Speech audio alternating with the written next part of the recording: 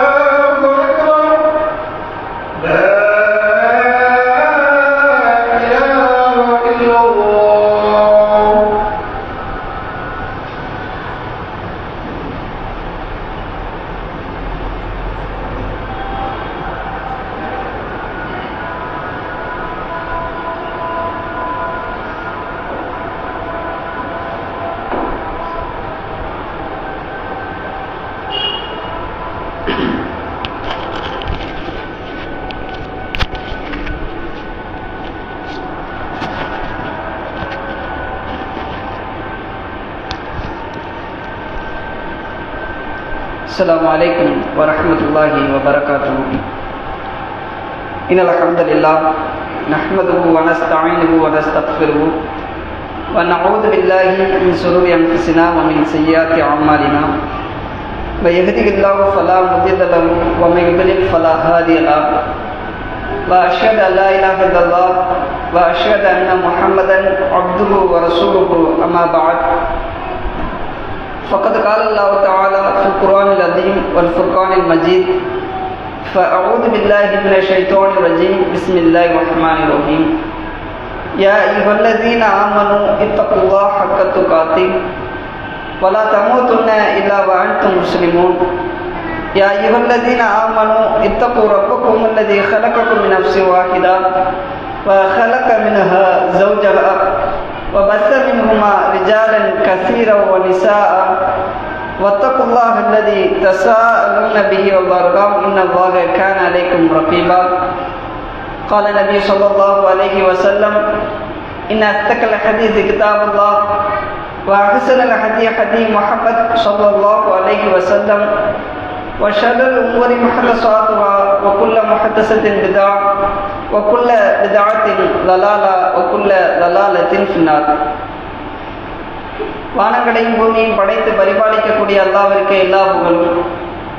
அந்த ஏக இறைவனின் சாந்தியும் சமாதானமும் சத்திய தூதகர் சன்மார்க்க போதகர் மாபெரும் மனிதர் முஹம்மது நபி ஸல்லல்லாஹு அலைஹி வஸல்லம் அவர்களின் மீதும் அவர்களது சொல் செயல் அங்கீகாரத்தை நெறிதவறாமல் பின்பற்றி வாழ்ந்து மரணித்த உத்தம சத்திய சகாபாக்கள் சகாபிய பெண்மணிகள் மீதும் உலகத்தில் வாழக்கூடிய முஸ்லிம்களான ஆண்கள் பெண்கள் அனைவர் மீதும் என்றென்றும் நின்று நிலவட்டுமாக.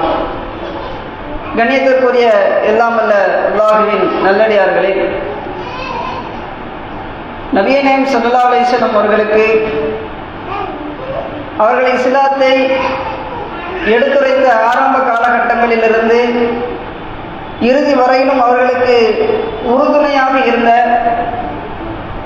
அபூபக்கர் சித்திக் ரலியல்லாஹு அன்ஹு அவர்களுடைய வாழ்க்கை வரலாற்றிலே முஸ்லிம்களாக இருக்கக்கூடிய நமக்கு ஏராளமான படிப்பினைகள் அமைந்திருக்கிறது. ஒவ்வொருத்தருமே அபூபக்கர் சித்திக் அவர்களுடைய வாழ்க்கை வரலாறை தெரிந்து கொள்ள கடமைப்பட்டவர்களாக இருக்கிறோம். அவர்கள் செய்த தியாகம், அவர்கள் இஸ்லாத்திற்காக உழைத்த உழைப்புகள் அதெல்லாம் கொஞ்சம் நெஞ்சம் கிடையாது. ஏராளமான தியாகங்களை இஸ்லாத்திற்காக செய்திருக்கிறார்கள். அவர்களிடத்திலிருந்து நாம் பெற வேண்டிய நிறைய முன்மாதிரியான விஷயங்கள் அமைந்திருக்கிறது. அதில் மிக முக்கியமான ஒரு விஷயம்தான், மார்க்கத்திற்கு புறம்பான காரியங்கள் நடந்தது என்று சொன்னார். இஸ்லாம் தடை செய்த காரியங்கள், இஸ்லாம் வெறுத்த காரியங்கள் நடைபெறுவதை கண்டார்கள் என்று சொன்னால் அபூபக்கர் சித்திக் ரலியல்லாஹு அன்ஹு அவர்கள் உடனடியாக கோபம் கொள்ளக்கூடியவர்களாக, அதை வெறுக்கக்கூடியவர்களாக இருந்திருக்கிறார்கள். இது ஈமானுடைய மிக முக்கியமான அம்சம். ஒரு மனிதன் ஈமானுடைய சுவையை, ஈமானுடைய டேஸ்டை சுவைக்க வேண்டும் என்று சொன்னால் அவன் அல்லாஹ்விற்காக விரும்பக்கூடியவனாக, அல்லாஹ்விற்காக வெறுக்கக்கூடியவனாக இருக்க வேண்டும். மார்க்கத்திற்கு புறமான அல்லாஹ் தடை செய்த காரியங்கள் நடைபெறுவதை நம்ம பார்த்தால் உடனடியாக நம்முடைய உள்ளம் அதை வெறுக்கக்கூடியதாக இருக்க வேண்டும். அப்படி நம்முடைய உள்ளம் வெறுத்தால்தான், கடந்து போறது வேற விஷயம், நம்முடைய உள்ளம் முதலில் அதை வெறுக்கக்கூடியதாக இருக்க வேண்டும். அப்படி வெறுத்தால்தான் நம்முடைய உள்ளத்தில் உண்மையான உறுதியான ஈமான் இருப்பதாக அர்த்தம். இது அபூபக்கர் சித்திக் ரலியல்லாஹு அன்ஹு அவருடைய வாழ்க்கை வரலாற்றிலிருந்து நம்ம தெளிவான முறையில் புரிந்து கொள்ள முடிகிறது. அபூபக்கர் சித்திக் ரலியை பொறுத்தவரையில் ரொம்ப சாஃப்ட் கேரக்டர், மிருதுவான இரக்க குணம் கொண்டவர்கள், சாஃப்டாக நடக்கக்கூடியவர்கள். இருந்த போதிலும் மார்க்கத்திற்கு புறமான காரியங்கள் நடைபெறுவதை கண்டார்கள் என்று சொன்னால் உடனடியாக கோபம் கொள்ளக்கூடியவர்களாக, வெறுக்கக்கூடியவர்களாக, அதிருப்தியை வெளிக்காட்டக்கூடியவர்களாக அபூபக்கர் சித்திக் ரலியல்லாஹு அன்ஹு அவர்கள் திகழ்ந்திருக்கிறார். எந்த அளவிற்கு என்று சொன்னால், ஒரு முறை அபூபக்கர் சித்திக் ரலியல்லாஹு அன்ஹு இடத்துல ஒரு அடிமை இருந்தார். அந்த காலத்தில் அடிமை பழக்கம் இருந்ததில்ல, நம்ம காலத்தில் கிடையாது. ஆனால் நபி ஸல்லல்லாஹு அலைஹி வஸல்லம் காலத்தில் அடிமை என்ற பழக்கம் இருந்தது. அதை ஒழிப்பதற்காக, அழிப்பதற்காக நபி ஸல்லல்லாஹு அலைஹி வஸல்லம் ஏராளமான நடவடிக்கைகளை மேற்கொண்டாங்க. ரசூலுல்லாஹ்வுடைய நடவடிக்கையால் தான் இன்றைக்கு உலகத்தில் அடிமை என்கிற பழக்கமே இல்லை. அந்த அளவிற்கு நிறைய திட்டங்களை இஸ்லாமிய மார்க்கம் நமக்கு மனித சமுதாயத்திற்கு ஏற்படுத்தி தந்தது. ஆனால் ரசூலுல்லாஹ்வுடைய காலத்தில் அடிமை பழக்கம் என்பது பல்கி பெருகி இருந்தது. அப்ப என்ன ஒரு நடவடிக்கை இருந்தது என்று சொன்னால், எஜமானராக இருக்கக்கூடியவர்களுக்கு அடிமையாக இருக்கக்கூடியவர் உழைத்து உழைத்து கொடுக்கணும், அப்படி ஒரு பழக்கம் இருந்தது. அந்த அடிப்படையில் அபூபக்கர் சித்திக் ரலியல்லாஹு அன்ஹு அவர்களிடத்திலே ஒரு அடிமை இருந்தார். அவர் என்ன செய்வார்கள், டெய்லி சம்பாதித்து அபூபக்கர் ரலியல்லாஹு அன்ஹு அவர்களுடைய சாப்பாட்டிற்காக ஏதாவது ஒரு உணவுப் பொருளை, சாப்பாட்டை கொண்டு வந்து கொடுப்பார். இது ஒரு வழக்கமாக இருந்தது. அப்ப ஒரு நாள் என்ன செய்யறாருன்னா, அந்த அடிமை ஒரு சாப்பாட்டை ரெடி பண்ணி, ஒரு உணவை தயார் செய்து அபூபக்கர் சித்திக் ரலியல்லாஹு அன்ஹு அவர்களிடத்திலே சென்று கொடுக்கிறார். அபூபக்கர் சித்திக் ரலியும் அதை சாப்பிட்டுட்டே இருக்கிறார். அந்த உணவை என்ன செஞ்சுக்கிட்டு இருக்கிறாங்க, உண்டுகிட்டு இருக்கிறார். உடனே அந்த அடிமை இடையில கேட்கிறார், அபூபக்கர் அவர்களே, இந்த உணவு எனக்கு எப்படி கிடைத்தது தெரியுமா, இந்த உணவை நான் எப்படி பெற்றுக்கொண்டேன் தெரியுமா என்று சொல்லி கேட்கிறார். உடனே அபூபக்கருக்கு என்ன தெரியாதுல்ல, உடனே கேட்கிறாங்க, எப்படி உனக்கு கிடைத்தது, இந்த உணவை நீ எப்படி பெற்றுக்கொண்டாய்? ஏன்னா அவர் பல வேலைகளை செய்து, அடிமையாக இருக்கக்கூடியவர் பல வேலைகள் செய்து உணவை தினமும் வந்து கொடுப்பார். இது ஒரு வழக்கம். திடீரென்று இவர் கேட்ட உடனே அபூபக்கரையும் கேட்கிறாங்க, இந்த உணவு உனக்கு எப்படி கிடைத்தது, எப்படி பெற்றுக்கொண்டாய் என்று சொல்லி கேட்கிறாங்க.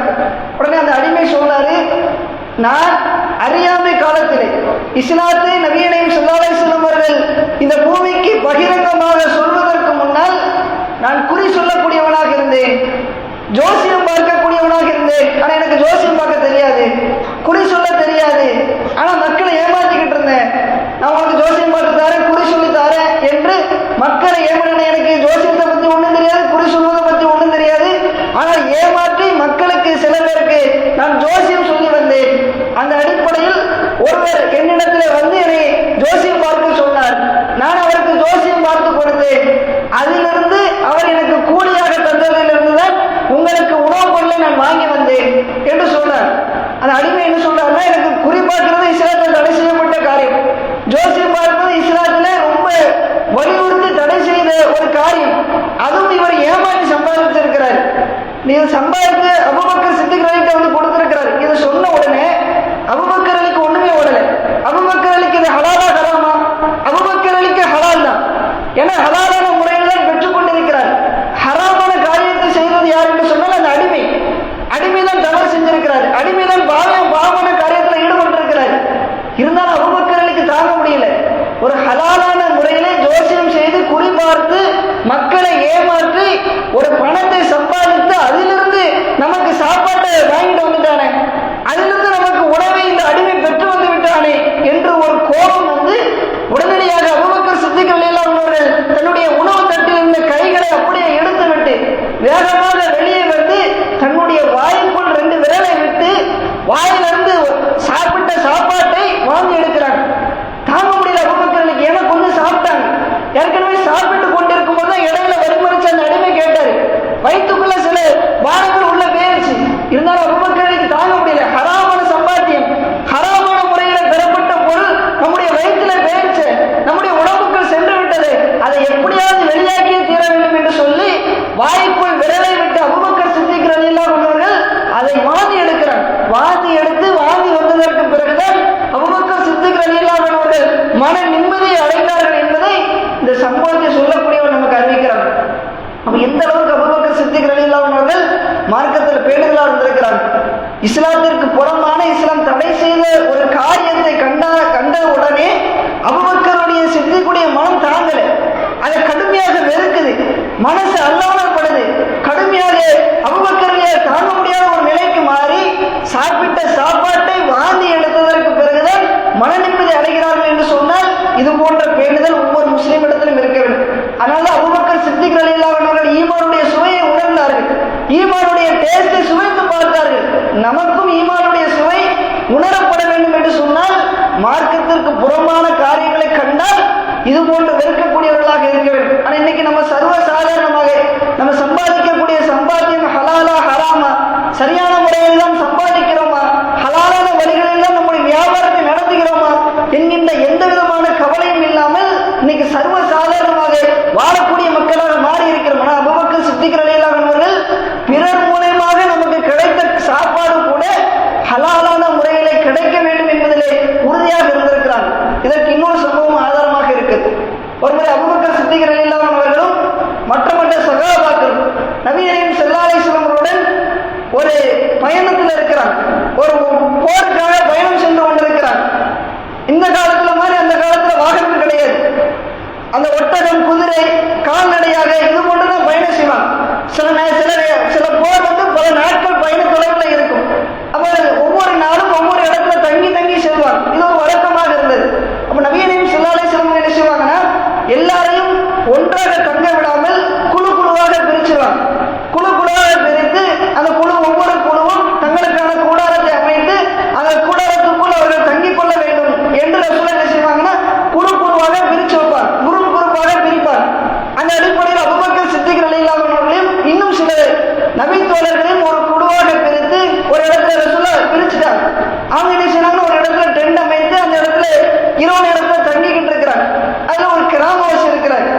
அவர் என்ன செய்கிறார் என்று சொன்னால் இரவு சாப்பாட்டுக்காக தயாராக வேண்டும் என்பதற்காக கொஞ்ச நேரம் கழித்து அந்த கிராமவாசி என்ன செய்யறாருன்னா ஆட்டு இறைச்சியை கொண்டு வரார். சாப்பிட வேண்டும், ஏன்னா அந்த குழுவில் உள்ள மக்கள் எல்லாம் சாப்பிட வேண்டும் என்பதற்காக ஆட்டு இறைச்சியை கொண்டு வராங்க. அந்த ஆட்டு இறைச்சியை என்ன செய்யறாங்க, சமைச்சு கொடுக்குறாங்க. கொடுத்தோடனே எல்லாரும் உட்கார்ந்து சாப்பிடுறாங்க. அபூபக்கர் சித்திக் ரலியல்லாஹு அன்ஹு அவர்களும் சாப்பிடுறாங்க. சாப்பிட்டுக்கிட்டு இருக்கும்போது அந்த கிராமவாசியிடத்துல கேட்கிறாங்க, இந்த ஆட்டு, ஏன்னா ஆடு கொண்டு வரல, இந்த ஆட்டு இறைச்சி உங்களுக்கு எப்படி கிடைத்தது, இந்த ஆட்டு இறைச்சியை, ஆட்டுக்கறியை நீங்கள் எப்படி பெற்றுக் கொண்டீர்கள் என்று சொல்லி அவர்கிட்ட விசாரிக்கிறாங்க. அதுக்கு அந்த கிராமவாசி சொல்றாரு, இல்ல இந்த கிராமத்துல ஒரு பெண்மணி இருந்தாங்க, அந்த பெண்மணி கர்ப்பிணி பெண்ணாக இருந்தாங்க. நான் அந்த பெண்மணி இடத்துல, கர்ப்பிணி பெண்மணி இடத்துல சென்று நான் சொன்னேன், உங்களுக்கு ஆண் குழந்தை வேண்டும் என்று சொன்னால் எனக்கு ஒரு ஆண் ஆட்டை பரிசாக தாங்க, ஒரு ஆண் ஆட்டை எனக்கு நீங்கள் தந்தீர்கள் என்று சொன்னால் உங்களுக்கு ஆண் குழந்தை பிறக்கும் என்று நான் சொன்னேன். ஏன்னா நிறைய குழந்தை உண்டாகி இருக்கக்கூடிய கர்ப்பிணி பெண்கள் எல்லாம் பெரும்பாலும் ஆண் குழந்தையை விரும்பக்கூடியவர்களாக இருப்பாங்க. இந்த காலம் வரையும் அதுதான் ஒரு நிலைமையாக இருக்குது. பெரும்பாலும் ஆண் குழந்தையை விரும்பக்கூடியவர்களாக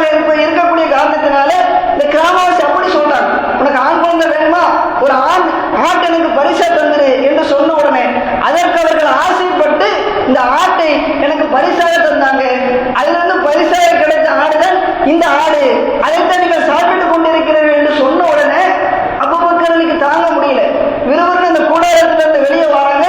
வெளியே வந்து இதற்கு முன்னால் செஞ்சாங்கல்ல அதே போன்று தன்னுடைய வாய்க்குள் விரல்களை விட்டு வாந்தி எடுக்கிறான். சாப்பிட்ட சாப்பாட்டு வாந்தி எடுத்ததற்கு பிறகுதான் நிம்மதி அடைகிறான். ஏன்? இது தவறான காரியம். ஏன்னா வயிற்றில் இருக்கக்கூடிய குழந்தை ஆனா பெண்ணா என்று தீர்மானிக்கக்கூடிய அதிகாரம் அல்லாஹ்வை தவிர வேறு யாருக்கும் கிடையாது. அல்லாஹ் ஆண் குழந்தை தந்தாலும் நம்ம சந்தோஷமாக ஏற்றுக்கொள்ள வேண்டும், பெண் குழந்தை தந்தாலும் சந்தோஷமாக ஏற்றுக்கொள்ள வேண்டும். ஏன்னா இரண்டையும் அல்லாஹ் கிபா என்று சொல்லி காட்டுகிறார். எகுபுலிமை யஷாவி நாதன் யஷாவோ அத்துக்கூர். ஆண் குழந்தை உங்களுக்கு பரிசுதான், பெண் குழந்தையும் உங்களுக்கு பரிசுதான் என்று அல்லாஹ் தன்னுடைய திருமறை குர்ஆனில் சொல்லி தந்திருக்கிறான். அப்ப வயிற்றில் இருக்கக்கூடிய குழந்தையை அல்லாஹ் தான் தீர்மானிக்கிறான். ஆனா இந்த மனிதர் கிராமவாசி அறியாமையின் காரணமாக, தெரியாமையின் காரணமாக உங்களுக்கு ஆண் குழந்தை வேணும் ஒரு ஆட்டை தாங்க என்று சொன்ன மிகப்பெரிய ஒரு தவறான வார்த்தையின் காரணமாக ஒரு ஆட்டை வாங்கி நம்ம சாப்பிட்டோமே என்ற ஒரு குற்ற உணர்ச்சியின் காரணமாக அபூபக்கர் சித்திக் ரலியல்லாஹு அன்ஹு அவர்கள் வாங்கி எடுத்தார்கள் என்ற செய்தியை நம்ம வரலாற்று சம்பவத்தில் பார்க்க முடியுது. அபூபக்கர் சித்திக் ரலியை பொறுத்தவரையில் அவர்கள் சாப்பிட்ட சாப்பாடு தவறு கிடையாது. அபூபக்கர் அலி தவறான முறையில வாங்கல, அபூபக்கர் அலி யாரும் ஏமாத்தல, எந்த கற்பனை இடத்திலும் பொய் சொல்லி அபூபக்கர் அலி ஆட்சியை பெற்றுக் கொள்ளவில்லை. தவறு செய்தது கிராமவாசி பெற்றுக் கொண்டதுதான் தவறு. இருந்தாலும் அபூபக்கர் சித்திக் ரலியல்லாஹு அன்ஹு அவர்கள் தன்னுடைய உடம்பிற்குள் எந்த ஹராமான சம்பாத்தியமும் இருக்கக்கூடாது, ஹராமான முறையில் சம்பாத்தியத்தின் மூலமாக கிடைத்த எந்த உணவும் எந்த சாப்பாடும் எந்த பானமும் தன்னுடைய உடலுக்குள் சென்று விடக்கூடாது என்பதிலே கண்ணும் கருத்துமாக அதை வெறுத்திருக்கிறார். அந்த சம்பவத்தை கேட்ட உடனே அபூபக்கர் சித்திக் ரலியல்லாஹு அன்ஹு அவர்கள் கோபப்பட்டு வெறுத்து அந்த கூடாரத்தை விட்டு வெளியே வந்து வாங்கி எடுத்திருக்கிறார்கள் என்று சொன்னால் இது போன்ற ஒரு உணர்ச்சி ஒவ்வொரு முஸ்லீமிடத்திலும் இருக்க வேண்டும். நம்ம தவறான காரியத்தின் பக்கம் வேறக்கூடாது, தவறான சாப்பாட்டை சாப்பிட்டு விடக்கூடாது என்பதிலே அபூபக்கர் சித்திக் ரலியல்லாஹு அன்ஹுவுடைய இந்த சம்பவம் நமக்கு அழகான ஒரு உதாரணமாக அமைந்திருக்கிறது. அது மட்டும் இல்லாமல் அபூபக்கர் சித்திக் ரலியல்லாஹு அன்ஹு அவர்கள் எங்கே மார்க்கத்திற்கு புறமான, மார்க்கத்திற்கு விரோதமான காரியங்களை கண்டாலும் உடனடியாக கோபம் கொள்ளக்கூடியவர்களாக இருந்தாங்க. எந்த இடத்திலே மார்க்கத்திற்கு புறமான காரியம் நடந்தாலும் அதை பார்த்துக்கிட்டு சகிச்சுக்கிட்டு இருக்க மாட்டாங்க, பார்த்துக்கிட்டு அதை அப்படி ஏற்றுக்கொள்ளக்கூடியவர்களாக அபூபக்கர் இருக்க மாட்டாங்க. உடனடியாக தன்னுடைய கண்டனத்தை தெரிவிக்கக்கூடியவர்களாக இருந்திருக்கிறாங்க அபூபக்கர் சித்திக் ரலியல்லாஹு அன்ஹு அவர்கள். ஒரு தடவை ஒரு பெருநாள் தினத்திலே அபூபக்கர் சித்திக் ரலியல்லாஹு அன்ஹு அவர்கள் தன்னுடைய மகள் அன்னை ஆயிஷா ரலியல்லாஹு அன்ஹா அவருடைய வீட்டிற்கு போறாங்க. ரசூலுல்லாஹ்வுடைய வீடு, ஏன்னா ரசூலுல்லாஹ்வுடைய மனைவிதான் அன்னை ஆயிஷா. அபூபக்கர் சித்திக் ரலியல்லாஹு அன்ஹு அவர்கள் ஆயிஷா ரலியுடைய வீட்டுக்கு போறாங்க. அந்த வீட்டுக்கு போறதுக்கு முன்னாடி ஆயிஷா ரலி இருக்கிறாங்க. அந்த வீட்டில் 2 சிறுமிகள் இருக்கிறாங்க. 2 சிறுமிகளும் அமர்ந்து என்ன செய்கிறார்கள் என்று சொன்னால் பாட்டு படித்துக் கொண்டு தப்பை அடித்துக் கொண்டிருக்கிறாங்க. தப்பு இருக்குல்ல, தப்பை அந்த கொட்டு இருக்குல்ல, அந்த தப்பு கொட்டை அடித்துக் கொண்டு போர்க்களத்தில் நடந்த சம்பவத்தை பாடலாக படித்துக் கொண்டிருக்கிறாங்க.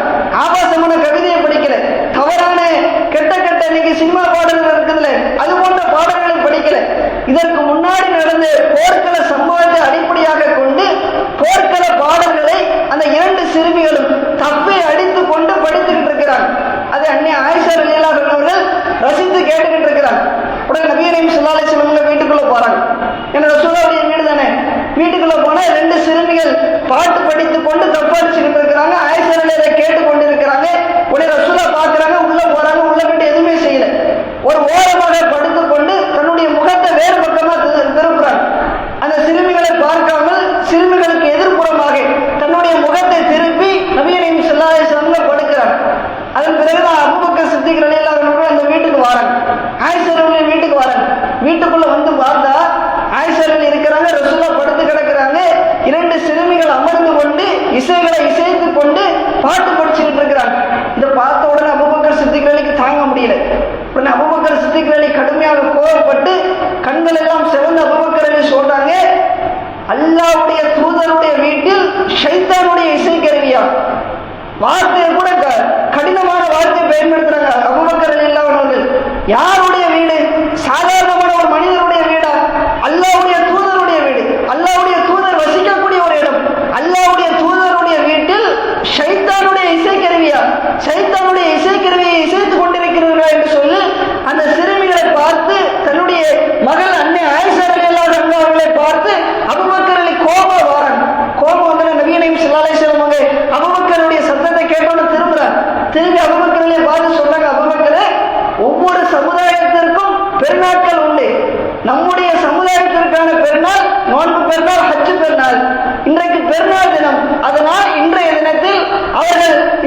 பாடல்களை படித்துக் கொள்ளட்டும். தவறான பாடல் கிடையாது, கெட்ட வார்த்தைகள் உள்ள பாடல்கள் இன்னைக்கு சினிமா பாடல்கள் இருக்குது, அது போன்ற பாடல்கள் கிடையாது. போர்க்களத்தில் நடந்த சம்பவத்தை பாடலாக படித்து தப்பு என்ற இசைக்கருவி, மத்த இசைக்கருவி இல்ல, தப்பு என்ற இசைக்கருவியை இசைத்துக்கிட்டு இருக்கிறாங்க. அதற்கு ரசூலுல்லாஹ் சொல்றாங்க, இன்னைக்கு பெருநாள் தினமாக இருக்குது, சந்தோஷத்திற்குரிய ஒரு நாளாக இருக்குது, அதனால் இந்த சிறுமிகளை விட்டு விடுங்கள். மார்க்கத்தில் அன்றைய தினத்தில் அது ஹராம் கிடையாது, அது ரசூலுல்லாஹ் சொல்றாங்க. அதனால ரசூலுல்லாஹ் தடுக்கல, இல்லைன்னா நபி ஸல்லல்லாஹு அலைஹி வஸல்லம் வந்த உடனே தடுத்திருப்பாங்க. இது அபூபக்கருக்கு தெரியாது. அபூபக்கர் என்ன நினைக்கிறாங்க, எல்லா நாளும் தப்படிப்பது ஹராம் தான், எல்லா நாளும் பாடல்கள் படிப்பது ஹராம் தான் என்று அபூபக்கரை நினைச்சுக்கிட்டு இருந்தாங்க. அதனால வந்த உடனே கோபப்பட்டு ரசூலுல்லாஹ் படுத்து கிடக்கிறாங்க, தன்னுடைய மகள் அன்னை ஆயிஷா அலி இருக்கிறாங்க, 2 சிறுமிகள் இருக்கிறாங்க. ஆயிஷா அலி மீதும் சிறுமியின் மீதும் கோபப்பட்டு ரசூலுல்லாஹ் என்ன சொல்றாங்க, அல்லாஹ்வுடைய தூதருடைய வீட்டில் இசைக்கருவிகளா என்று சொல்றாங்க. ரசூலுல்லாஹ் ஆகிட்டு சொல்றாங்க, விட்டுருங்க, இன்னைக்கு பெருநாள் தினம், சந்தோஷத்திற்குரிய நாள், சந்தோஷமாக இருக்கட்டும் என்று சொன்ன உடனே அபூபக்கர் சித்திக் ரலியல்லாஹு அன்ஹு அவர்கள் மேலே கோபப்படாம ரசூலுல்லாஹ் பக்கத்துல வந்து இருக்கிறாங்க. இருந்தோடனே ஆனா அபூபக்கருடைய முகத்தில் இருந்த அந்த கோபம் மாறல. உடனே அன்னை ஆயிஷா ரலியல்லாஹு அன்ஹா அவர்கள் 2 சிறுமிகளையும் குத்தி சொல்றாங்க, உடனே கிளம்பி போயிருங்க, ஏன்னா என்னுடைய தந்தை கடும் கோபத்தில் இருக்கிறாங்க, அபூபக்கர் கடுமையான கோபத்தில் இருக்கிறாங்க, நீங்க கிளம்பி போயிருங்க, பிறகு வாங்க என்று சொல்லி அந்த 2 சிறுமிகளையும் அன்னை ஆயிஷா ரலியல்லாஹு அன்ஹா அவர்கள் அந்த வீட்டிலிருந்து அனுப்பிவிட்டார்கள் என்பதை நம்ம ஹதீஸ்களில் பார்க்க முடியும்.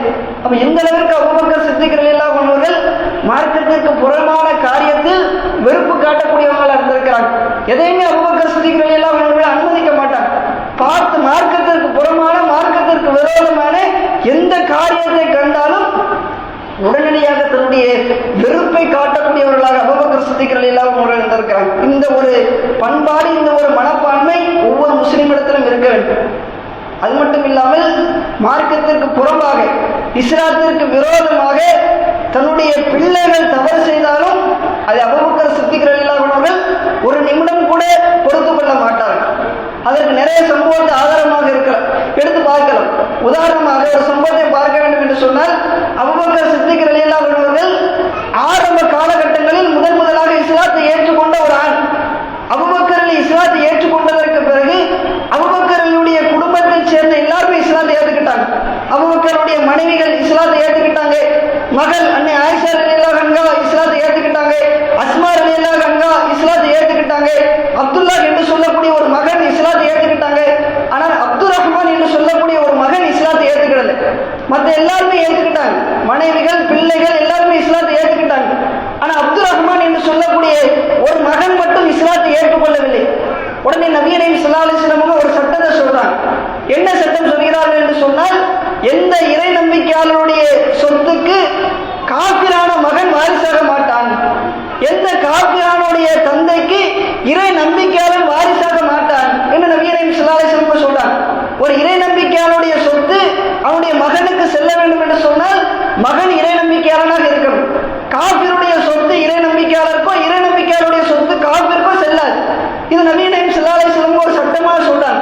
இந்த சட்டத்தை கேட்ட உடனே அபூபக்கர் சித்திக் ரலியல்லாஹு அன்ஹு சொல்றாங்க, என்னுடைய மகன் அப்துல் ரஹ்மான் காபிராக இருக்கக்கூடிய காரணத்தினால் என்னுடைய சொத்துக்கு அவன் வாரிசாக மாட்டான், அவன் என் மகனே கிடையாது என்று டிக்ளேர் பண்றான். எவ்வளவு பெரிய ஒரு துணிச்சல்! அபூபக்கர் சித்திக் ரலியல்லாஹு அன்ஹு அவர்கள் மார்க்கத்திற்காக தன்னுடைய மகனை தியாகம் செய்வதற்கு கூட முன்வந்தான். மார்க்கத்தை இஸ்லாத்தை ஏற்றுக்கொள்ளவில்லை, இஸ்லாத்திற்கு அவன் மாறவில்லை, இஸ்லாமிய மார்க்கத்தை ஏற்றுக்கொள்ளவில்லை என்ற காரணத்திற்காக அபூபக்கர் சித்திக் ரலியல்லாஹு அன்ஹு அவர்கள் அறிவிக்கிறார்கள், என்னுடைய மகன் அப்துல் ரஹ்மான் அவனுக்கும் என்னுடைய சொத்திற்கும் எந்த சம்பந்தமும் கிடையாது, என்னுடைய சொத்திற்கு அப்துல் ரஹ்மான் வாரிசாக முடியாது என்று சொல்லி அபூபக்கர் சித்திக் ரலியல்லாஹு அன்ஹு அவர்கள் அறிவிக்கிறார்கள் என்று சொன்னால், மார்க்கத்திற்கு விரோதமாக, மார்க்கத்திற்கு எதிராக தன்னுடைய மகன் இருந்தாலும் அதை அபூபக்கர் சித்திக் ரலியல்லாஹு அன்ஹு அவர்கள் பொறுத்துக் கொள்ள மாட்டார்கள் என்பதை இந்த சம்பவம் அழகான முறையிலே உணர்த்தி காட்டியிருக்கிறது. அந்த அடிப்படையில் அபூபக்கர் சித்திக் ரலியல்லாஹு அன்ஹு அவர்களை போன்று மார்க்கத்திற்கு விரோதமான, எதிரான, ஹராமான காரியங்களை வெறுக்கக்கூடிய மக்களாக இருக்க வேண்டும். அப்படிப்பட்ட மக்களாக எல்லாம் நம் அனைவரையும் ஆக்கி அருள்புரிவானாக என்று கேட்டு என்னுடைய இந்த முதல் உரையை முடிவு செய்கிறேன். அஸ்ஸலாமு அலைக்கும் வரஹ்மத்துல்லாஹி வபரகாத்துஹு.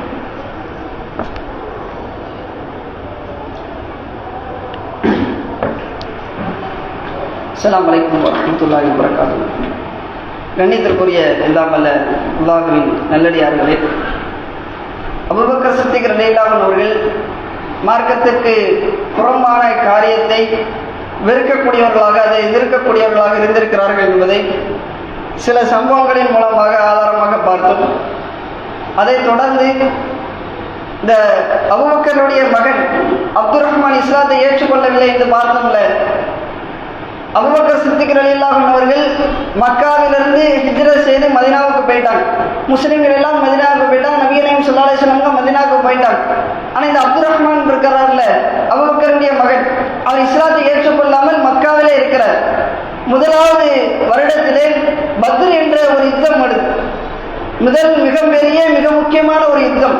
இஸ்லாத்திற்கும் காபிர்களுக்கும், மக்கா காபிர்களுக்கும் இடையில் நடந்த மிக பெரும் யுத்தம். அந்த பத்ர் யுத்தத்திலே முஸ்லிம்களின் தரப்பிலே 313 பேர் கலந்து கொண்டார்கள். அதில் அபூபக்கர் சித்திக் ரலியல்லாஹு அன்ஹு அவர்களும் இருந்தாங்க. காபிர்கள் தரப்பிலே 1000 சொச்சம் பேர் வந்தாங்க.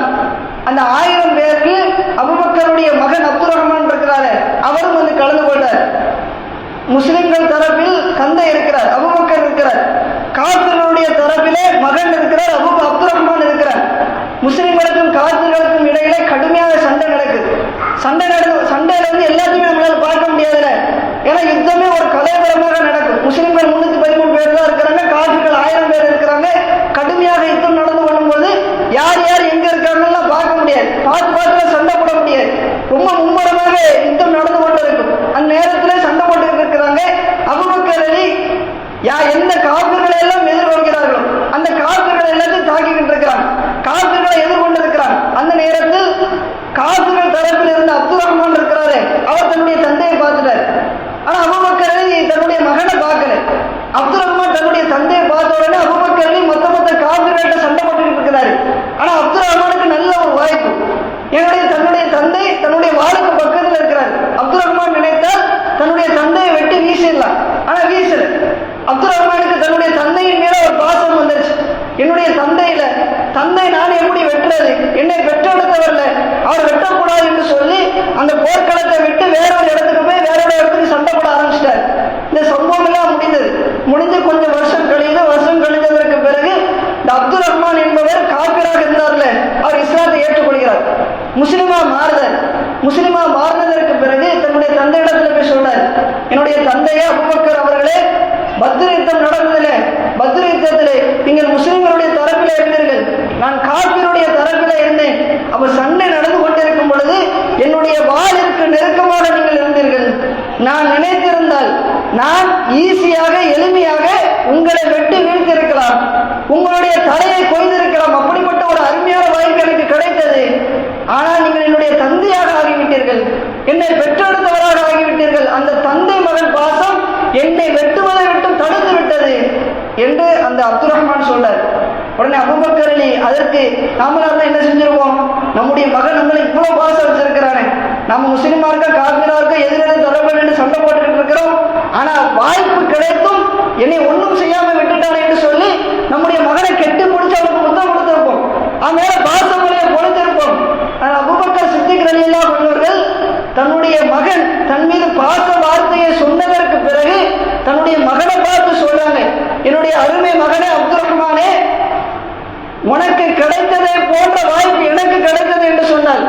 அந்த நேரத்தில் முஸ்லிம் தரப்பில் நான் இருந்து காபிர் தரப்பில் நீ இருந்தாய் அல்லவா, என்னுடைய வாளிற்கு நெருக்கமாக உன்னுடைய தலை இருந்தது என்று சொன்னால் நான் என்னுடைய மகன் என்று யோசித்திருக்க மாட்டேன், உன்னுடைய தலையை வெட்டி வீசி இருப்பேன். ஏன்னா நீ காபிர், நீ இஸ்லாத்தை ஏற்றுக்கொள்ளவில்லை. அந்த நேரத்தில் தந்தை மகன் உறவையெல்லாம் நான் பார்க்க மாட்டேன். நீ காபிர், நான் முஸ்லிம், எனக்கு முஸ்லிமாக இருக்கக்கூடியவனுக்கு காபிர் எதிரியாக இருக்கிறேன். நீ என்னை எதிர்த்து வரவில்லை, இஸ்லாத்தை எதிர்த்து வந்தாய். அது மட்டும்தான் என்னுடைய சிந்தனைக்குள் ஓடும். எனக்கு மட்டும் அந்த வாய்ப்பு கிடைத்திருந்தால் இந்நேரம் நீ எனக்கு முன்னால் என்று பேசிக் கொண்டிருந்திருக்க மாட்டாய், நான் உன் தலையை விட்டு வீசியிருப்பேன் என்று அபூபக்கர் சித்திக் ரலியல்லாஹு அன்ஹு அவர்கள் தன்னுடைய மகனை பார்த்து சொல்றார். எந்த அளவிற்கு இஸ்லாத்தின் மீது பற்று பாருங்க. தன்னுடைய மகன் பாசமா வந்து சொல்றாரு, வாய்ப்பு கிடைச்சது, ஈஸியா வெட்டி இருக்கலாம், எளிமையாக வெட்டி இருக்கலாம், ஆனா வெட்டல, உங்க மேல உள்ள பாசம் என்ன தடுத்துருச்சு, தந்தையின் மீது உள்ள பாசம் தடுத்துருச்சு என்று சொல்றாங்க. ஆனா அபூபக்கர் சித்திக் ரலியல்லாஹு அன்ஹு அவர்கள் அந்த நேரத்தில் கூட தந்தை மகன் பாசத்தை பற்றி பேசவில்லை, இஸ்லாம் காபிர், இஸ்லாம் குஃபர், இதை பற்றி பேசுறான். நீ காபிராக இருந்தால் என்னுடைய வாளுக்கு அருகில் இருந்தால் நிச்சயமாக வெட்டி இருப்பேன், நிச்சயமாக உன்னுடைய தலையை கொய்து இருப்பேன். ஆனா அப்படிப்பட்ட வாய்ப்பு எனக்கு கிடைக்கல என்று சொல்லி அபூபக்கர் சித்திக் ரலியல்லாஹு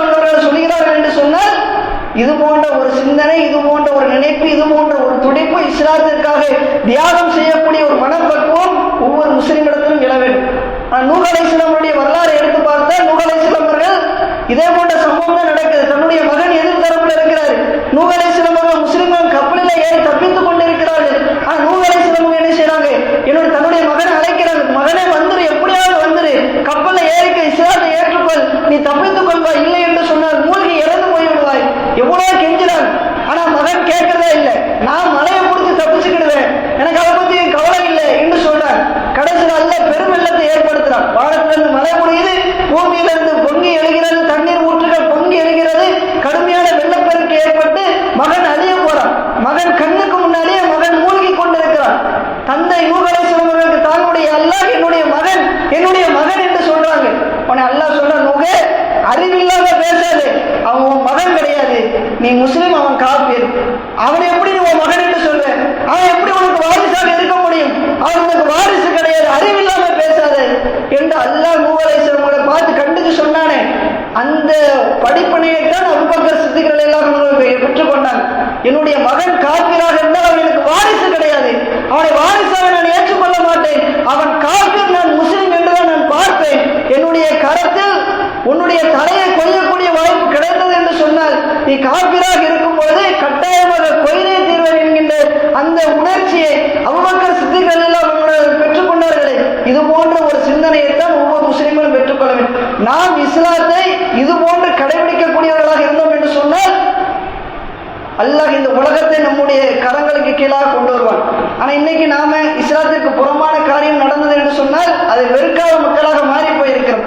ஈமானுடைய சுவையை உணராத மக்களாக மாறி போயிருக்கிறோம்.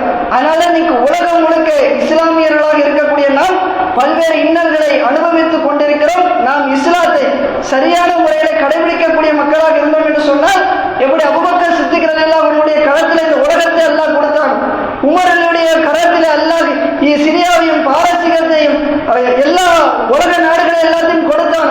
அதே போன்று நம்முடைய முஸ்லிம்களுடைய கரத்தில் இந்த உலகத்தை, இந்திய நாடுகளை, மற்ற நாடுகளை அல்லாஹ் வழங்க வேண்டும் என்று சொன்னால் அபூபக்கர் சித்திக் ரலியல்லாஹு எப்படி இஸ்லாத்தை கடைபிடித்தார்களோ, உமர் ரலியல்லாஹு அன்ஹு எப்படி இஸ்லாத்தை கடைபிடித்தார்களோ அதே போன்று நாம் கடைபிடிக்கக்கூடிய மக்களாக இருக்க வேண்டும். அப்படிப்பட்ட மக்களாக அல்லாஹ் நம் அனைவரையும் ஆக்கி அருள்வானாக என்று கேட்டு என்னுடைய உரையை முடிவு செய்கிறேன். வாஹிதவன் அந்தரா